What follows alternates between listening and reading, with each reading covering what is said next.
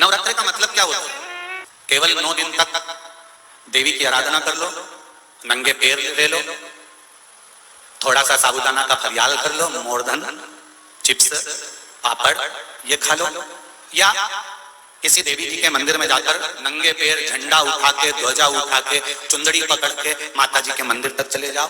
क्या केवल नवरात्रि का मतलब यही है?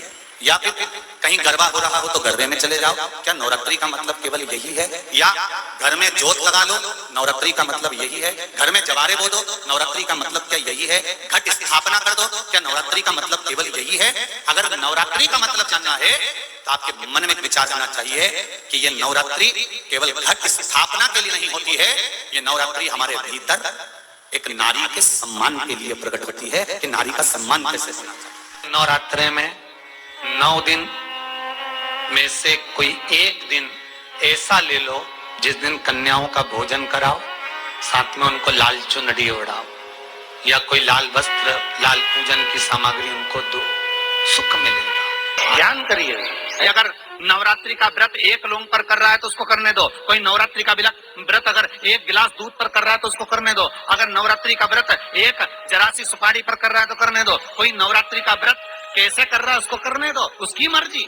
तुम्हारे घर में जैसा व्रत होता है, तुम्हारे घर में जैसा नियम। और कितनी महत्वता कलश की महाराज। जिनके घर में ज्यादा रोग हो, बीमारी हो, ज्यादा तकलीफें आ रही हो, कष्ट बढ़ रहा हो, बीमारियां बढ़ रही हो, या भय लग रहा हो, डर लग रहा हो, हृदय चित्त में कहीं ना कहीं आपको भय का भान हो रहा हो, तो एक लोटा पानी एक कलश में जल भर कर रख लीजिए और रात भर उसको रखे रहने दो। नवरात्रि चल रहा है, उस कलश को रात भर रखकर सुबह सुबह उस कलश में एक बेलपत्र डालकर उस जल को नीम के पेड़ के नीचे, जहां नवरात्रि में नीम के पेड़ के नीचे सारी विद्याएं, आदि शक्तियां, सारी देवी उस नीम के पेड़ के नीचे विराजमान रहती हैं। उस कलश में एक बेलपत्र डालकर रात भर रखकर उस जल को पूरे घर में घुमाकर उस नीम के पेड़ के नीचे समर्पित कर दीजिए महाराज। घर में भय लगना बंद हो जाएगा, कोई बड़ी बीमारी आपको घेरेगी नहीं और उस बीमारी से, उस रोग से आप मुक्त रहेंगे। उस बीमारी से, उस रोग से आप मुक्त पाएंगे। श्री शिवाय नमस्तुभ्यम, हर हर महादेव। दोस्तों, इस तरह की अगर आप और भी नवरात्रि से जुड़े हुए उपाय देखना चाहते हैं,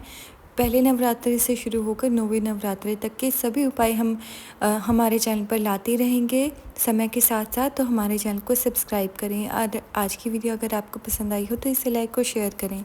धन्यवाद। हर हर महादेव।